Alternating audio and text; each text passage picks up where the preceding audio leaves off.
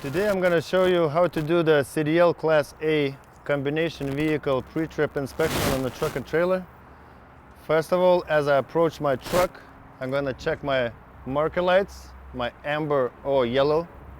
That's a proper color for marker lights. We're going to check the headlights.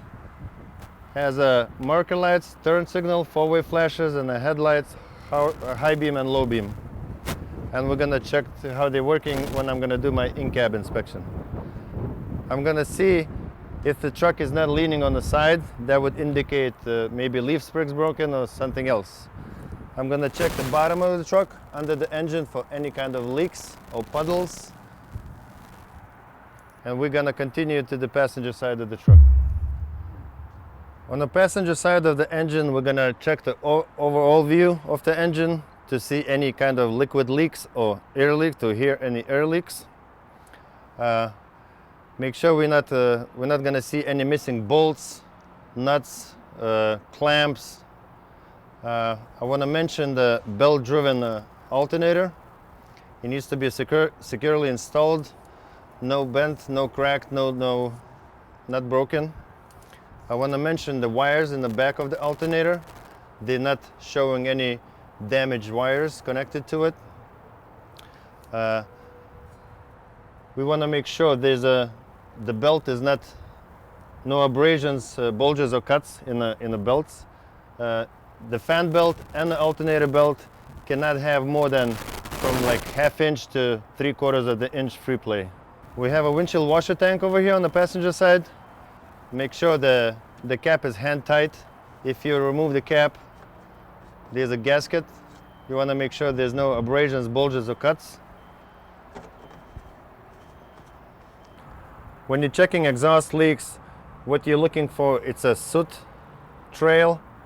That would be starting from the turbo, going towards the back of the truck. On the driver's side, what we're going to check the water pump.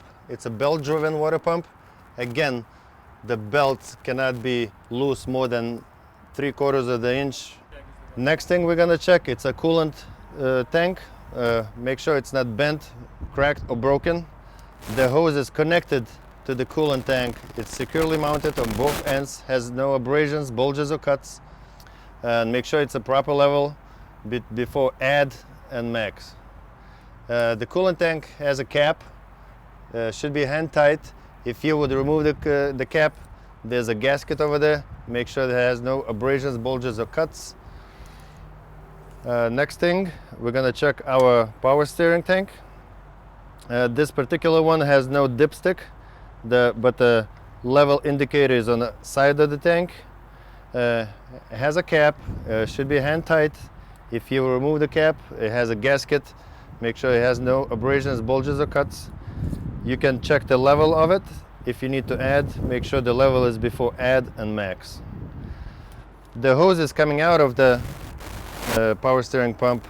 Make sure it's connected on both ends securely, has no abrasions, bulges or cuts, and has no leaks. Next thing we're going to check, it's our air compressor. Make sure it's mounted securely, has no bends, cracks or anything broken on it.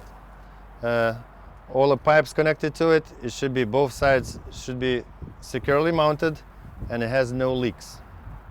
Next thing we're going to check, our oil filler cap. Make sure it's a hand tight. If you remove it, there's a gasket over there. It has no abrasions, bulges or cuts. It has no leaks. This is an oil dipstick. To check the proper oil level, the oil should be cold. You would pull it out the dipstick, wipe it off clean, stick it back in, pull it out, and adjust your oil level as needed. On a steer axle suspension, we have a dual leaf spring. Make sure the front hanger and the rear hanger is securely mounted. It's not broken, bent or cracked. Let's make sure our leaf springs is not scissored. Both U-bolts is in place, not showing any shiny threads. We have a shock absorber in the front. It should be securely mounted, not bent, cracked or broken, not missing any bolts or nuts, and it has no leaks. Now we're going to check our steering. This is a steering shaft. It shouldn't have any free play. The steering shaft has a little tiny U-joint. If it's greasable, it should be greased. This is our gearbox. It should be mounted securely, not bent, cracked, or broken. Drag link and upper control arm, it's connected together with the castle nuts and the cotter pins. Plus the lower control arm is connected to the passenger side control arm by tie rod. It should be mounted correctly. It's not bent, cracked, or broken. The pitman arm, drag link, and the upper control arm are connected with the bushings. Make sure they're greased properly. Next, we're gonna check our brake chamber. This is a service only brake chamber. Make sure it's not missing the C-clamp. You hear no leaks. The chamber hose is connected on both sides securely. It's not bent, cracked, or broken. It has no leaks. The push rod coming out of the brake chamber is connected to the slack adjuster with the clevis and the pins. When brakes applied, you cannot have more than 90-degree angle. When brakes released, you shouldn't be able to push more than 1 inch. Next, we're gonna move on to our brake drum. It should be securely mounted, not bent, cracked, or broken, has no illegal welds. Inside of the brake drum, there's a brake shoes, should be securely mounted, not bent, cracked, or broken, is free of debris, oil, or grease between the brake shoes and the brake drum. On the outside of the wheel, you check for cracks. If it's cracked, most likely your lug nuts is too tight. If it's too loose, it would be rusty trails. So make sure all your lug nuts is intact. Behind the hubcap, there's a gasket. There shouldn't be any leaks. It shouldn't be any abrasions, bulges, or cuts. And make sure the oil or grease is a proper level. Next, what we're gonna check is our tire. On the inside of the tire, outside of the tire, should be no abrasions, bulges, or cuts. It should be worn evenly. On the steer axle tire, you should have minimum 4/32 of the inch in the tread depth. And the steer axles cannot be recapped. The wheel cannot have illegal welds. There's a valve stem. It should be mounted securely, not bent, cracked, or broken. With the tire air gauge, you should check the proper level of the tire. On the brake shoes, you should have minimum 1/4 of the inch of the thickness. Next, we're gonna move to the driver door. You should be able and close the doors freely. The doors shouldn't be sagging. We would check the hinges, should be securely mounted, not bent, cracked, or broken. The seal around the door and around the entry shouldn't have any abrasions, bulges, or cuts.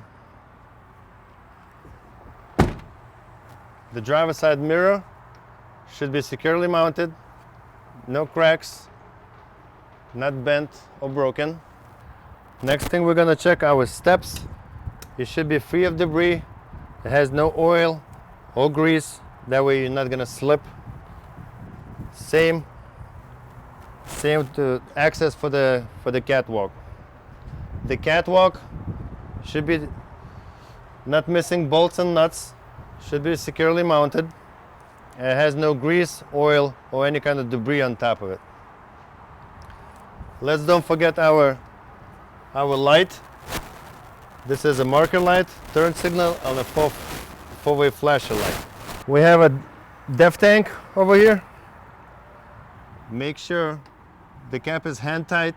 If you will remove the cap, it has a seal. Make sure it has no abrasions, bulges, or cuts, and it has no leaks.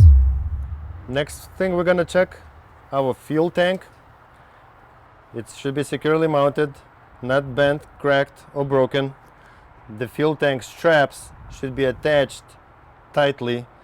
The bolts not missing, the nuts is not missing. and it has no leaks. It has a cap. It should be hand tight. If you would remove the fuel tank cap, there's a seal over there.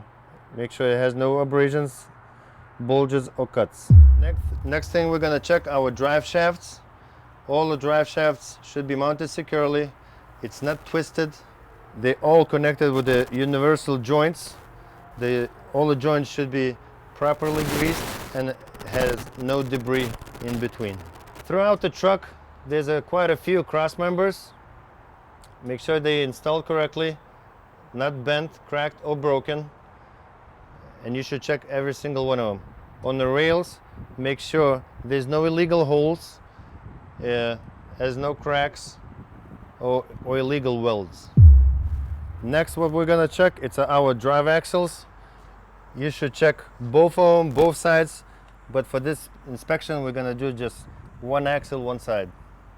Starting from the inside, we have a dual brake chamber. It's servicing as a parking brake and a service brake. So it's gonna have two hoses coming to the chamber.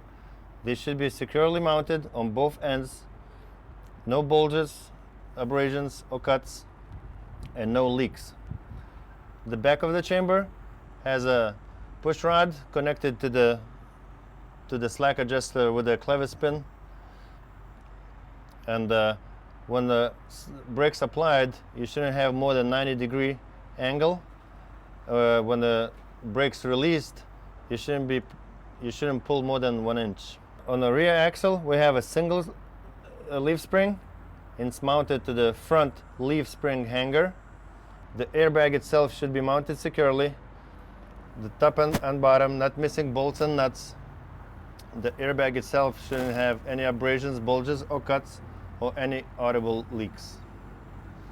Keep going towards the outside. The drive axles usually have a dual tires, so it's going to have two wheels. On the inside to the outside of the tires shouldn't have any abrasions, bulges or cuts.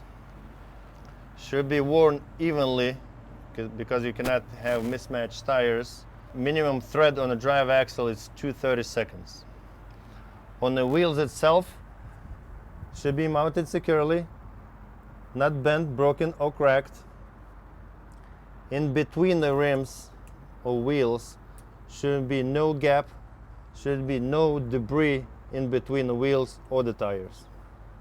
Don't forget to mention the brake drum and the brake shoes on the inside of the tires. Drums should be securely mounted, not bent, cracked or broken, no illegal welds. Brake shoe is supposed to have minimum 1/4 of the inch in the thickness. We're gonna move to the outside of the wheel.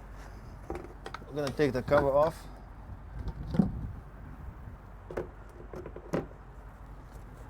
We're gonna inspect all lug nuts. They should be all in place. No cracks on the wheels and no rusty trails that would indicate loose lug nuts. On the axles, all the bolts and nuts should be not missing. Should be no cracks. Should be no leaks. We have two valve stems, one for the outer tire, one for the inner tire. You should check your air pressure with the tire gauge and should be inflated to the proper level. This is a mud flap brackets, should be mounted securely, not bent, broken or cracked. The mud flaps itself shouldn't be cut, torn, should be proper level off the ground. The DOT reflective tape should be intact on both sides of the mud flap brackets.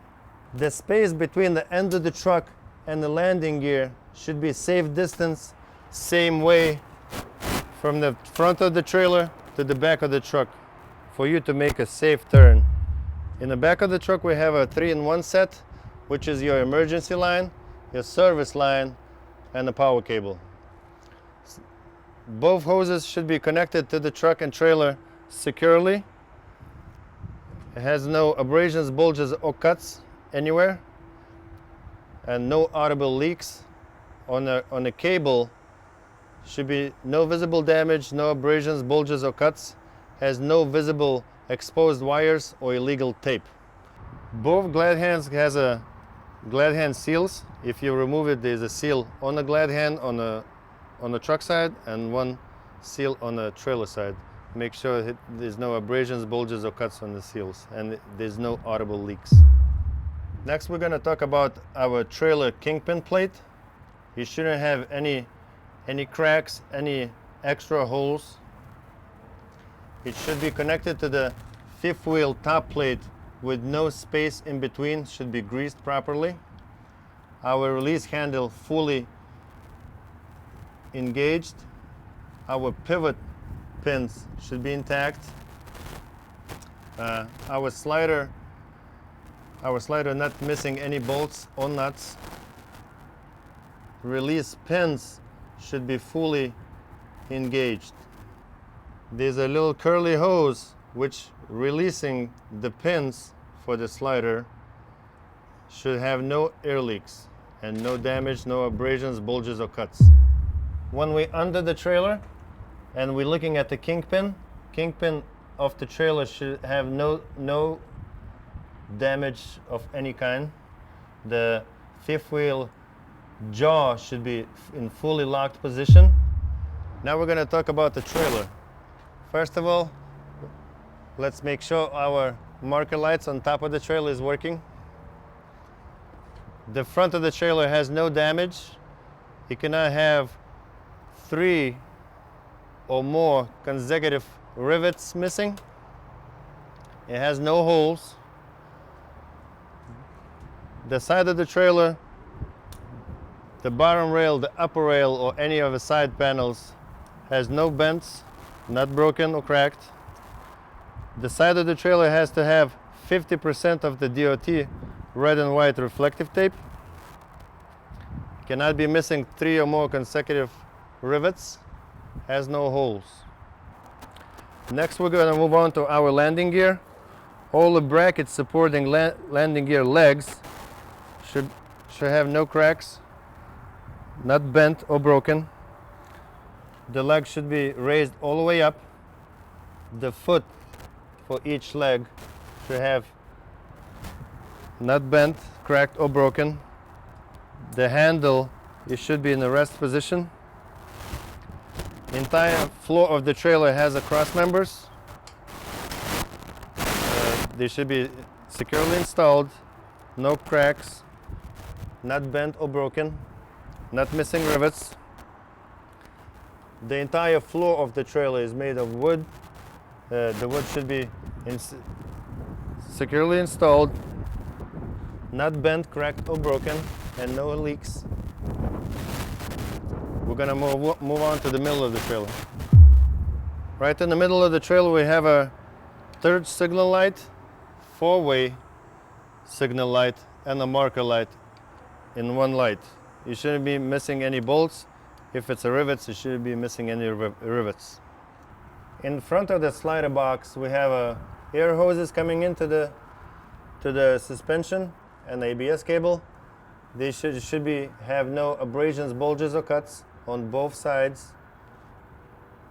They should be proper level off the ground. The slider should have all 4 pins in place and engaged. We're going to go to the inside of our slider box. The hangers for the slider should be securely installed, not bent, cracked or broken. The shock absorbers, upper and lower, not missing any bolts or nuts, has no leaks. On the trailer we have dual chambers like a drive axles. It's servicing as a parking brake and a service brake. The hoses should be installed correctly on both sides. Has no abrasions, bulges or cuts, and has no audible leaks. The chamber, back of the chamber, has a push rod connected to the slack adjuster. When brakes applied, it shouldn't have more than 90-degree angle. When the brakes are set, you shouldn't pull more than 1 inch. The axle arm connected to the slider hanger should be correctly installed, not bent, broken, or cracked. Brake drums should be installed correctly, not bent, cracked, or broken. No illegal welds. The brake shoes have to have minimum 1/4 of the inch in thickness. There's no debris, oil or grease in between brake shoes and drums.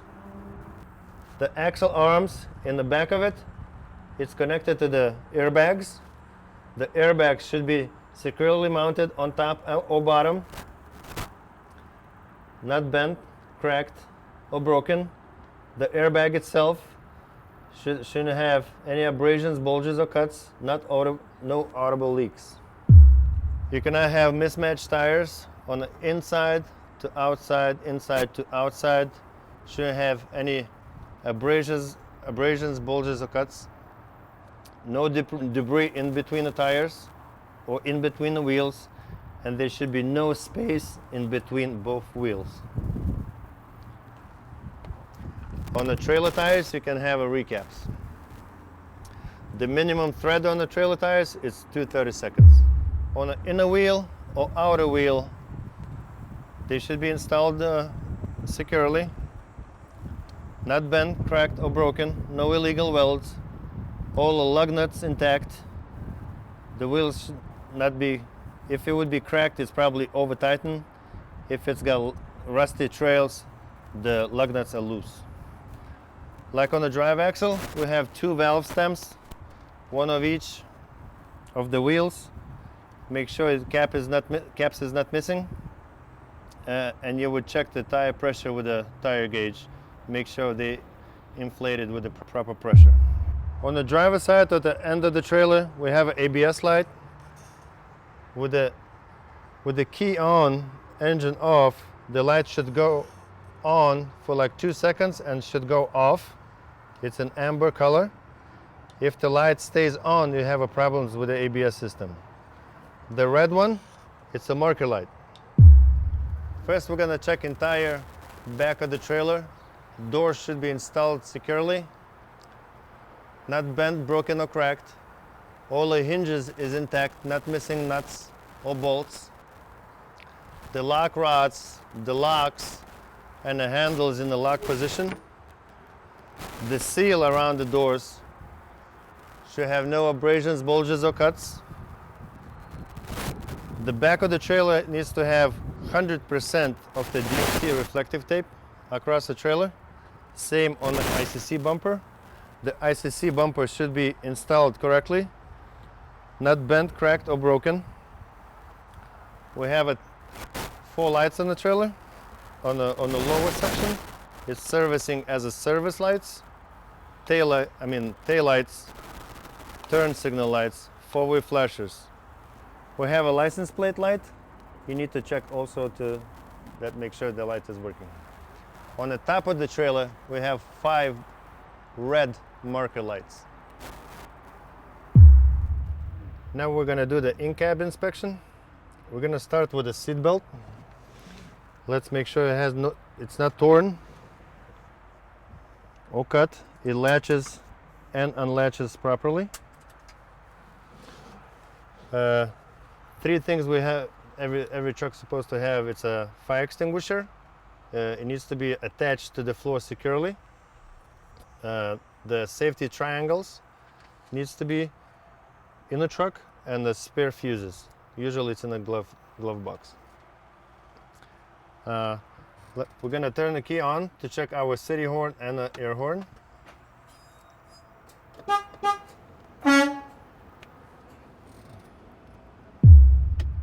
First, we're gonna start working from the left to the right. We're gonna check both mirrors. They should be installed securely, not bent, cracked, or broken. Should be clean and should be aiming towards me, except our hood mirrors, which is aimed to the side of the truck. We're going to inspect the windshield. Should be installed securely, not bent, cracked, or broken. Shouldn't have any chips. Shouldn't have any illegal stickers.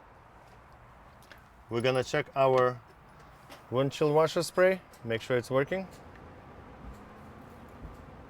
We're gonna check our wiper blades, make sure the rubber is still attached, the wiper arms is not bent or broken. Next thing we're gonna check our defrost or heat.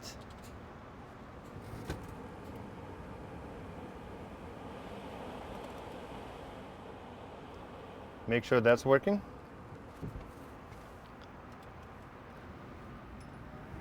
As you turn the key but engine off, you're supposed to see the ABS light on, but in like 2-3 seconds it should go off. If it stays on, you have a problems with your ABS. We're gonna check our indicator lights. So we're gonna turn the key on, engine off. We're gonna check the left turn signal. We're gonna check the right turn signal. We're gonna check the four-way flashers. We're gonna check the high beam, but to check the high beam, you have to turn the lights on. It's working. Now we're gonna check our gauges. For that, I need to start the truck. So make sure your knobs are pulled, brakes are set.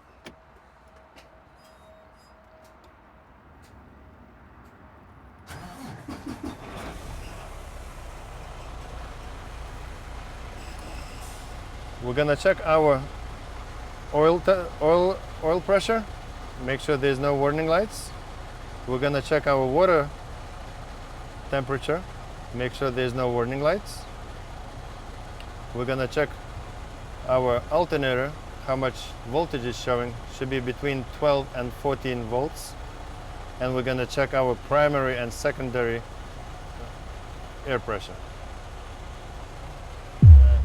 We're gonna release the trailer brakes. The tractor brakes is still applied. And we're gonna start moving and see if the parking brake is holding.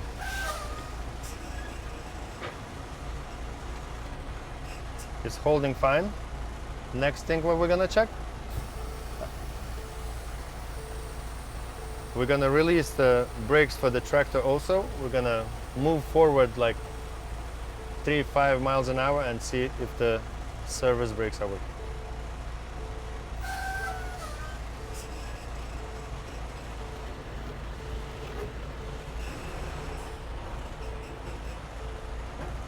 And when you're braking, it should brake evenly, not to pull you to left or right. Next, we're gonna check our air leak. Since we connected to the trailer, so we allowed 4 psi per minute leak. So we're gonna turn the engine off, turn the key on, engine off. We're gonna apply brakes, and we're gonna check. Within 1 minute, it shouldn't leak more than 4 psi.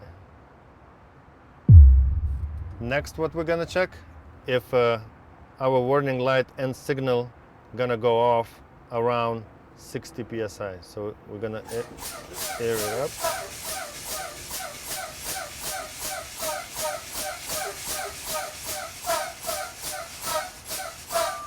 I'm right at 60 psi. The warning light and the sound came off. We're gonna keep doing it till it drops to like 30-40 psi, and both knobs should come out.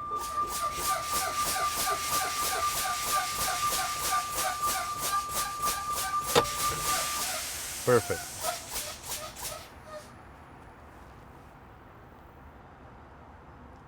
The last thing we're gonna check, we're gonna start the truck.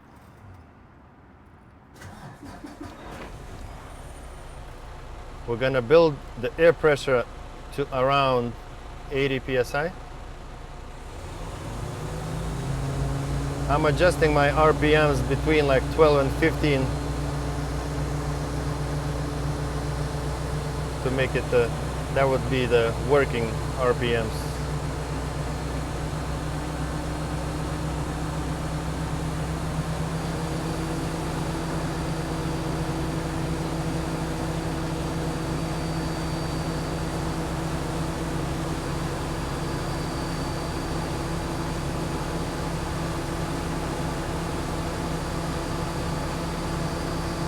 When it gets to the 80-85 psi, it should take up to 45 seconds to get to 100 psi. So we're gonna check if it's accurate.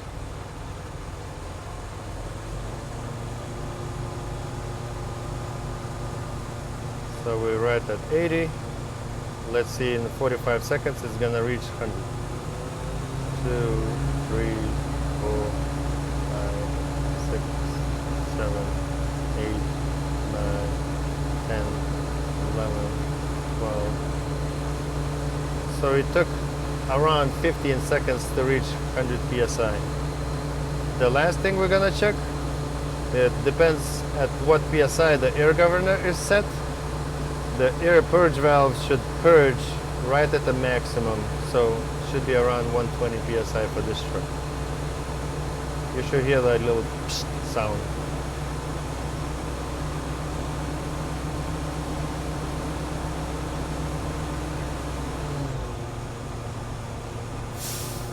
Perfect. Some of when you're doing the in-cab inspection and you're checking your all of the lights, there's an option where you can press the button inside the cab and you don't have to jump in and out of the cab to check all your lights. You can press the button and walk outside and check all of your lights, because they're constantly switching and they're going round and around. Otherwise, if you don't have that option, every time you're checking your turn signal, you have to go outside.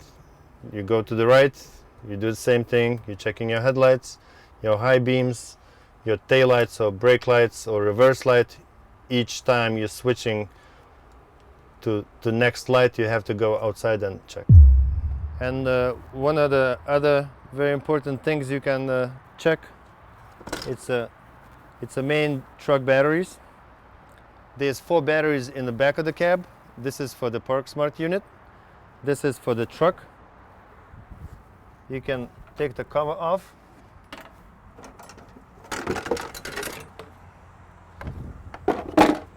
When you take the cover off, there's a negative and positive cables showing. Make sure they're all tight. The connections are tight. There's no visible corrosion, and there's no leaks on the batteries.